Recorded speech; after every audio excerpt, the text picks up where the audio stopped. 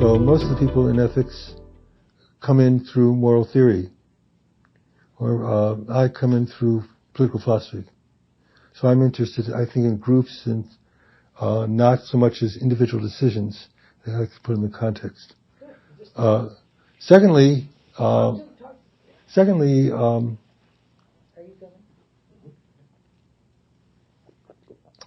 the subject I chose for my dissertation was social contract theory, not modern social contract theory, which was very popular at the time, Rawls and all that, but Locke and Hobbes.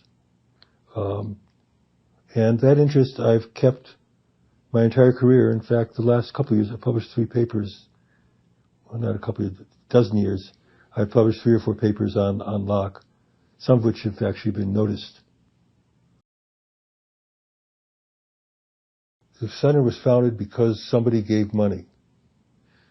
At the time it was anonymous. We later learned it was the chairman of the philosophy section at IIT.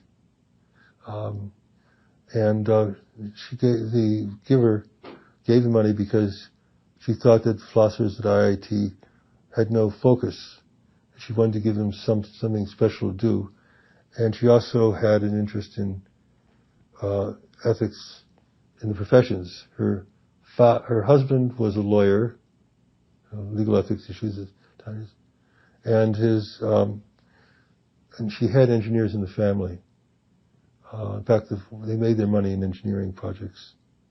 So she was kind of upset with the scandals Nixon scandals in the 60s, 70s, and then the engineer scandals in the 70s and early 80s. So she donated this money in 1982, I think. And the person who she had to spend a lot of time with I don't think they were called the advance. The trouble with raising money is it's one of those disgraceful activities, so they constantly change their names every few years so you don't recognize them by their name. I think it might have been Advancement at the time, but they changed the name again recently. And it might have just been fundraising, alumni services, something like that. Anyway, she had to work out something to do with the money for the philosophers. And they came up with the idea of an ethics center because at that time there was an ethics center which had been a big hit. That was the Hastings Center. Been in existence for 10 years. It was well known and had done a lot of good things, not only for medical ethics but for this very beginning field of professional ethics. Right now, it seems to me that the future in the next few years is trying to decide how much engineering adjusts to local circumstances and how much of it is to be international. Now, on that continuum, I'm at the left, right end maybe. But I think that the point of having engineers is to have rigidity. If you want people who are good with the locals and can make compromises and so on, that's what management's for. And for managers to do that is okay. But for an engineer, if an engineer signs off on something, it's got to meet engineering standards.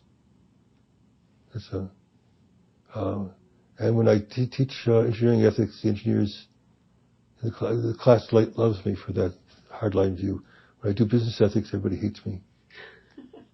Because they expect not only that they should adjust, but they expect everybody under them to do it, even if they're professionals. First of all, I would like somebody to start a program, a graduate program in Ph.D. in engineering ethics in particular, and in professional ethics in general. Not business ethics, there are plenty of those.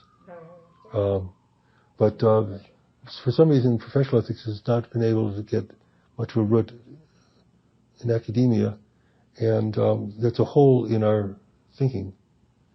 And once you had such a program, it'd be easier to have courses in professional ethics in the better schools than other schools. And it's a practice. If you have a program in a profession, having one of these things plugged in is a natural. So it should be there, but it isn't. It won't come from the engineers because engineers divide the world up in a certain number of ways. And ethics is in each of the programs, but there's nobody who's going to teach ethics as a separate department. What? So you think there should be a course of professional ethics?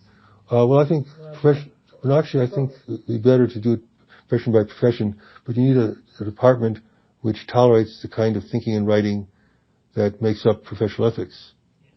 And the engineering school, at least now, doesn't. No.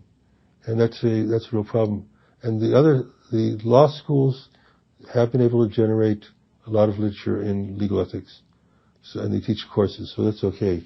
The accountants aren't so good. They end up, a lot of their publications are in business ethics. Anyway, you can go through the list. And if you want for journalism ethics, there is a movement to put journalism ethics as a course in journalism schools, but it's not that successful yet. Or people want to say they're not really journalists, they're newsmen or media, mediums, whatever. Anyway, so I think that's one problem for all the young people, to say most of them end up learning to do ethics, practical ethics, the way I did. Essentially throw them in the pool and hopefully survive. And that's not good. It's not that it's not a good way to learn, it's not a good way to teach.